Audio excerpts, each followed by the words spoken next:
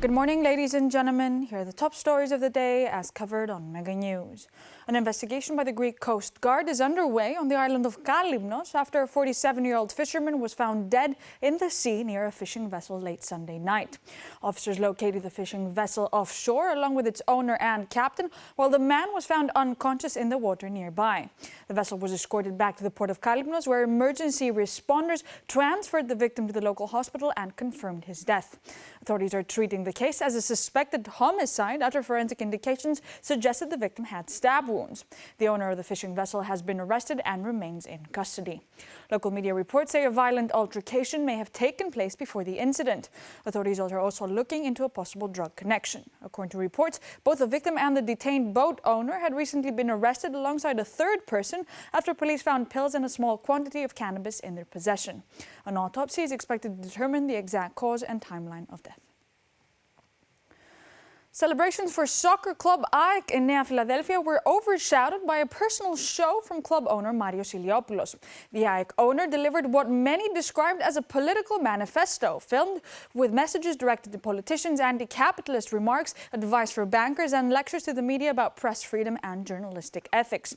Instead of lifting the trophy, AEK's players were left waiting for Iliopoulos to finish what resembled a presidential address. Even the club's supporters appeared uncomfortable. Fans wearing the team's colors had packed the stands expecting a celebration of the team's success and coach Marko Nikolic, only to witness an extended political monologue. At one point, they even urged Iliopoulos to return to singing instead. The spectacle quickly attracted attention beyond Greece's borders, with foreign websites comparing the AEK owner's karaoke-style appearance to the Eurovision Song Contest. What international audiences did not see, however, was criticism of Iliopoulos ignoring basic road safety principles.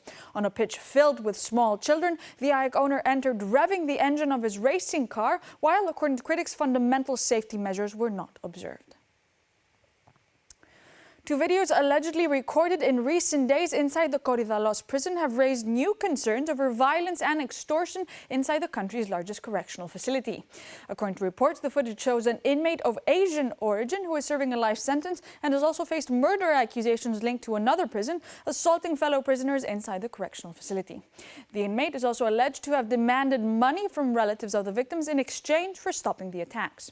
Relatives of prisoners who were reportedly assaulted are expected to file complaints with the Internal Affairs Division of Greek police, requesting an investigation into whether prison staff tolerated or failed to prevent the incidents. Officials from the relevant public order ministry said they were not aware of the allegations and would examine the circumstances surrounding the reported abuse, leaving open the possibility of a formal inquiry. 3 separate workplace accidents in Greece within a single day have renewed concerns over worker safety across the country.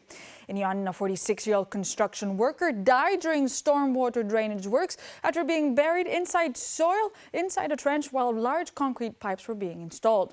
Co-workers, local residents and emergency responders attempted CPR at the scene, but the man could not be saved.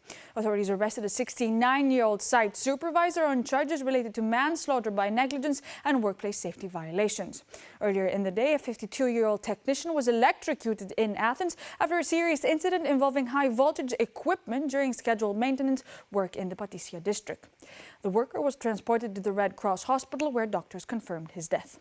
A third accident took place at a shipyard in Drapetsona near the port of Piraeus, where a 37-year-old worker was seriously injured during maintenance works on a Cyprus flag passenger ferry. He remains hospitalized at Attikon University Hospital. The 44-year-old driver involved in the crash that killed a mother and her daughter on roads on Sunday appeared before a prosecutor yesterday. He faces felony charges of dangerous driving and multiple counts of negligent homicide.